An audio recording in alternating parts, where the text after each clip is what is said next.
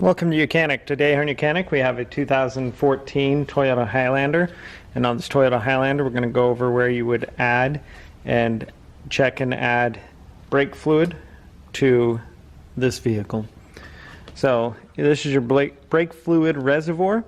We have a minimum here and a maximum here, and we're right here in the middle. We're not going to add any right at the moment. There's brake service that's going to go on, but you would want to make sure that you're within this operating range. You don't want it to go below that and get air into your system, then the brakes don't function properly.